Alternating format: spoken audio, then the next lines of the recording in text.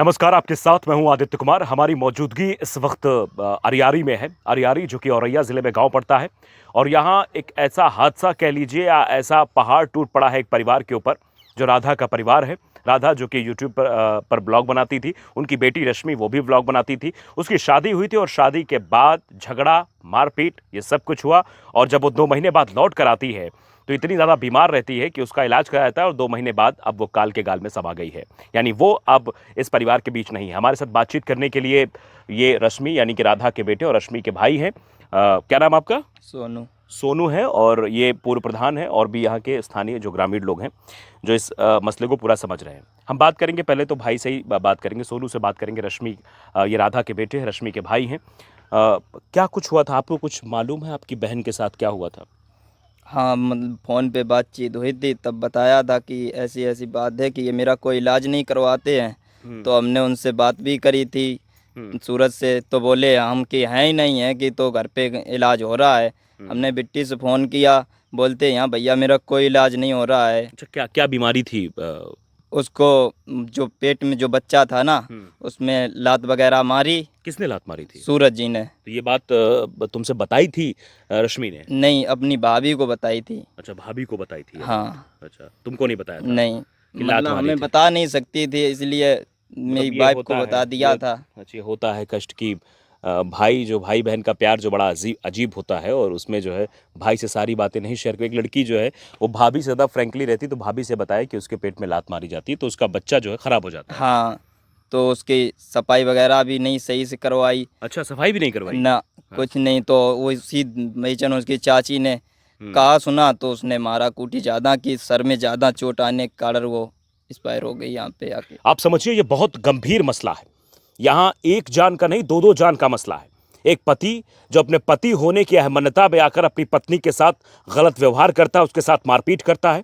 यहाँ तक कि जब वो 3 महीने की प्रेग्नेंट होती है तो उसके पेट में लात मारता है जिसमें एक बच्चा होता है और उसके बाद वो बच्चा जो है मिसगैरेज हो जाता है और फिर उसका इलाज भी सही तरीके से नहीं होता। यानी जो मिसगैरेज के बाद जब अबॉर्शन किया जाता है तो वो भी सही तरीके से नहीं होता और इन्फेक्शन फैल जाता है, इलाज भी नहीं कराया जाता है और मारा ऊपर से जाता है। आप समझिए कि एक महिला को कितनी प्रताड़ना से होकर गुजरना पड़ता है जो आज नहीं है। वो शायद अगर उसकी आत्मा इधर उधर कहीं भटक रही होगी तो ज़रूर न्याय की गुहार लगा रही होगी और ये कह रही होगी कि कैसे प्रदेश में मैंने जन्म ले लिया जहां महिलाओं के साथ ऐसा अत्याचार किया जाता है। अच्छा, ये मरते समय भी उसने बयान दिया था कि क्या भैया बयान दिया? मुझे मारा है, सूरज ने मारा। उसने मेरे पास, मैंने वीडियो भी रिकॉर्ड किया है जिसमें वो बता रही कि मुझे यहाँ पे मारा, यहाँ पे मारा, ये सब बता रही अपने मुंह से। उसने मरते समय बयान भी दिए हैं। मरते समय क्या बोला था? आखिरी वक्त क्या बोला था? उसने आखिरी वक्त ये बोला था कि भैया मुझे बचा लो, कि अब हम बचिए नहीं, भैया बचाए लो। मारा पीटा काफी। ऐसे ही बिंद कर रोन लगे बुरी तरीका दैया। हमने बिट्टी अब हमारे गए, अब तुम्हें कुछ नहीं होने दिए। मम्मी को हाथ ले लो, मेरो हाथ ले लो, भैया बता मम्मी ख्याल रखियो, अब कोई नहीं है, तुम्हें ही दिखियो।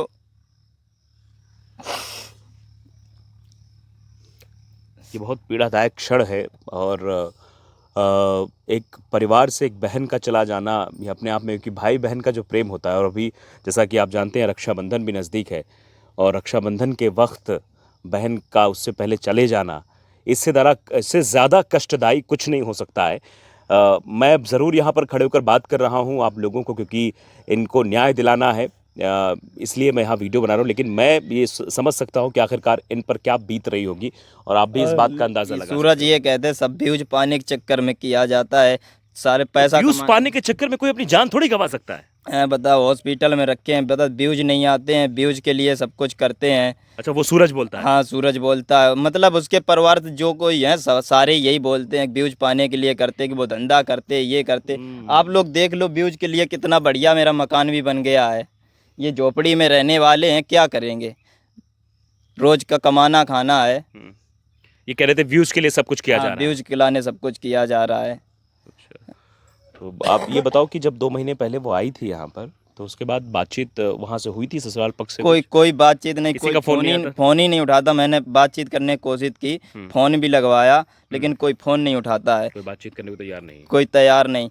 बोलता हमने लिखा पढ़ी से भेज दिया, अब हमें कोई मतलब नहीं है, हमारे ऊपर कोई कानूनी कार्रवाई भी नहीं कर सकते। वहाँ पे मामा जी अकेले गए थे, उनको धमका के सब कुछ करवा लिया, क्योंकि अकेले थे, उनका पूरा गांव इकट्ठा था, तो इसलिए मामा को धमका के वहाँ पे जो था, मामा ने सोचा मुझे अपनी भांजी को लेके जाना है, तो उन्होंने साइन कर दिए, रश्मि से भी करवा लिए।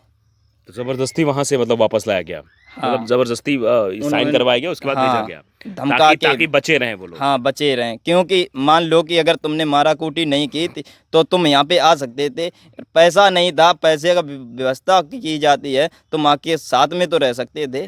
हाँ, इलाज कर सकते थे। और जब वो नहीं थी, मान लो अब वो जब जब वो एक्सपायर हुई, उसके बाद तुमने बताया उन लोगों को? हाँ, हमने सूरज को बताया, करीबन 2 बजे फ़ोन किया, उनका फ़ोन बिजी जा रहा था, और मैंने फ़ोन किया तो बोलते कि फिरोजाबाद हैं, तो हमने कि रश्मि ख़त्म हो गई है, आ जाओ।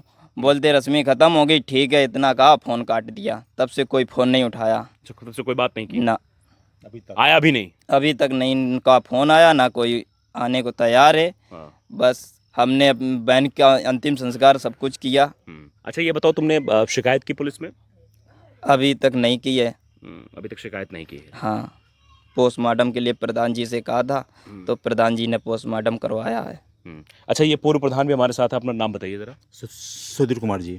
सुधीर कुमार। सुधीर कुमार जी, ये बताइए कि इतना बड़ा हादसा आपके यहाँ हो जाता है और अभी तक कोई पुलिस केस नहीं हुआ। जी, ये तो सब बिल्कुल गलत है, ये बिल्कुल सरासर गलत है। पुलिस की जो है नाइंसाफ़ी है। पहली बात तो आई यहाँ, हाँ। वो उन्होंने आप रश्मि को जानते थे? बिल्कुल जानते थे, अच्छी कैसी तरीके लड़की से। थी? बढ़िया लड़की थी, बहुत अच्छी लड़की थी। अपना इसी से सब कुछ अपना वो चलाती थी, अपना खर्चा पानी चलती थी। भाई कोई पिताजी थे नहीं, भाई है, एक छोटी बहन है और दीदी हैं।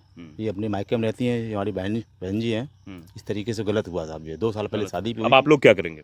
बिल्कुल साहब, हम तो लोग हम इनके साथ हैं। जो भी हो, जो न्याय की मतलब होना चाहिए, और उसको जो है गिरफ्तार करके उसको जो है जेल में डालना चाहिए। जेल में डालना चाहिए। तो आप देखिए कि पूर्व प्रधान भी हैं जो मदद के लिए खड़े हैं, और ये परिवार है, ये पीछे घर भी देख लीजिए आप, झोपड़पट्टी में लोग रहते हैं और कैसे भी करके अपना जीवन यापन करते थे। लेकिन आज जो ये हुआ है, ये अपने आप में सवाल कई सारे छोड़ गया है कि आखिरकार अभी भी जिस तरीके से महिलाओं पर हो रहे उत्पीड़न लगातार बढ़ते चले जा रहे हैं, इसके लिए अगर कोई सख्त से सख्त कानून नहीं बनाए जाएंगे, तब तक इस तरीके से महिलाओं की प्रताड़ना होती रहेगी।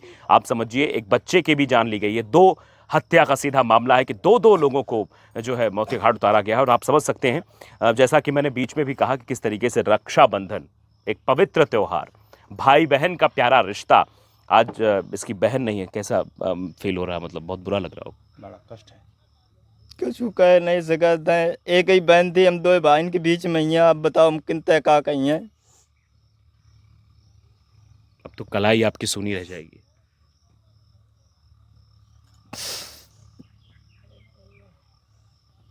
बहुत कष्टदायी लम्हा है और मैं अब इसमें क्या ही कहूँ। लेकिन आप समझिए कि हमारी जिम्मेदारी बनती है, और अब पूर्व प्रधान भी अभी कह रहे हैं कि हम लोग भी साथ खड़े हैं। और साफ तौर पर ये बहुत ही ज़रूरी है कि ऐसे लोगों को सलाखों के पीछे होना चाहिए जो महिलाओं पर लगातार अत्याचार करते हैं और महिलाओं को मारते हैं, पीटते हैं। इस तरीके से बताइए, किसी भाई की कलाई सूनी कर दी जाती है तो किसी की माँ की कोख सूनी कर दी जाती है, जिसको लेकर माँ लगातार बिलख रही है। जब से ये उसे सुनने को मिला है, जानने को मिला है, तब से वो अपने आप को रोक नहीं पाती। जिसको देखती उससे न्याय की गुहार लगाती हैं और रोती बिलखती रहती हैं, क्योंकि जो चला जाता है वो वापस तो नहीं आता।